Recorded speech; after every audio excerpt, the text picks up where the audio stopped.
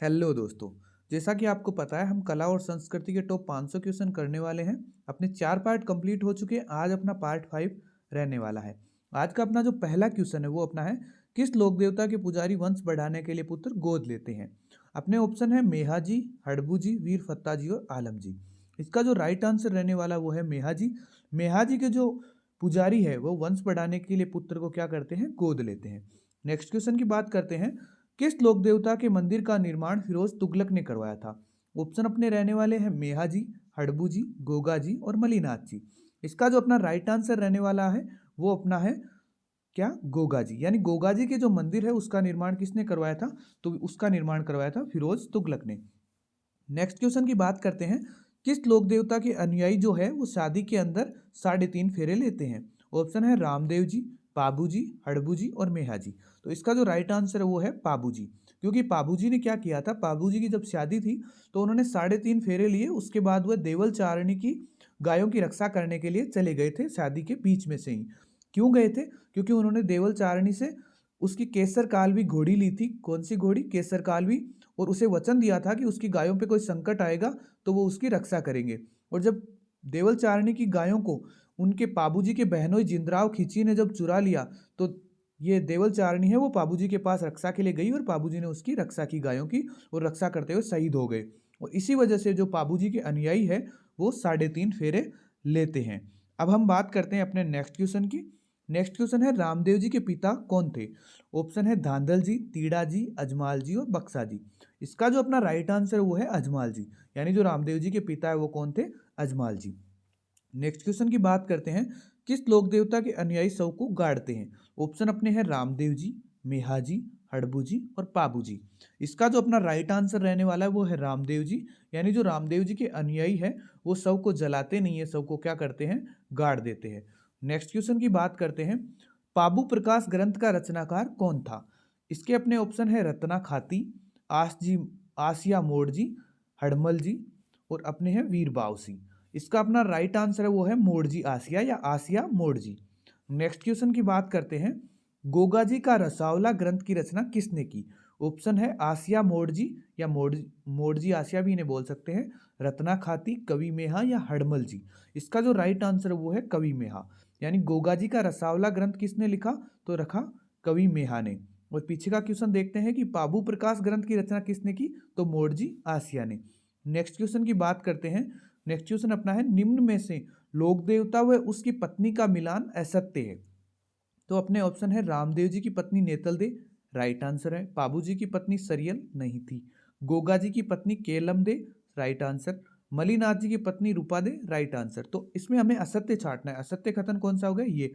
Actual में पाबू जी की पत्नी का क्या नाम था, तो वो था फूलम दे। क्या था, फूलम दे। तो अपना राइट आंसर बी हो जाएगा, क्योंकि ये असत्य पूछ रहा है।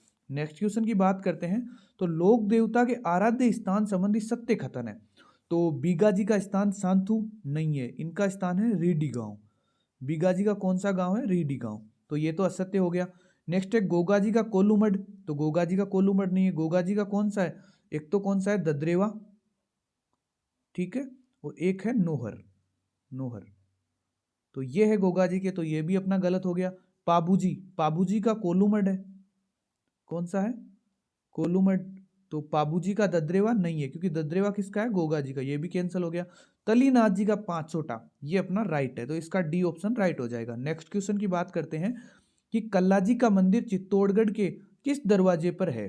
तो भैरव फॉल पे है, पांडन फॉल पे है, गणेश फॉल पे है या हनुमान फॉल पे है।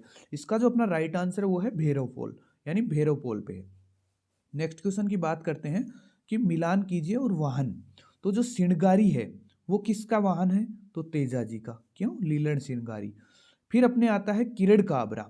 तो किरण काबरा मान लीजिए आपको नहीं पता। केसर कालवी, ये घोड़ी किसकी है, तो ये घोड़ी है पाबू जी की, ठीक है। अब अपन देखते हैं कि पहले में तीसरा, पहले में तीसरा इसमें भी है, इसमें भी है और इसमें भी है, तो ये तो कैंसिल हो गया। फिर अपन देखते हैं कि तीसरे में दूसरा। तो तीसरे में दूसरा, ये तीसरे में दूसरा इसमें है, इसमें नहीं है, इसमें है।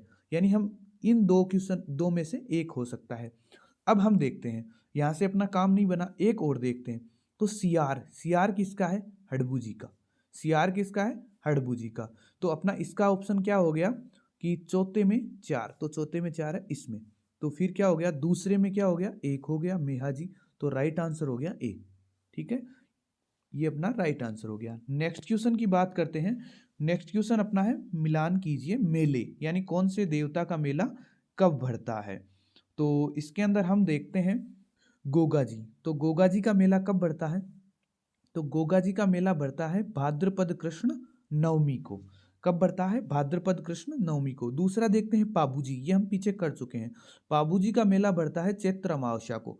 फिर बात आती है तेजा जी को, तो तेजा जी का तो दसवीं, तेजा दशमी हम बोलते हैं, तो भरता है भाद्रपद शुक्ल दशमी को। फिर बात आती है देव नारायण जी, तो देव नारायण जी का भरता है भाद्रपद शुक्ल सप्तमी को। तो अपने क्या हो गया, पहले में 3 नंबर, तो पहले में 3 इसमें है, ये दोनों कैंसिल हो गए। फिर अपन बात करते हैं दूसरे में 4 नंबर, दूसरे में 4 इसमें भी है, इसमें भी है।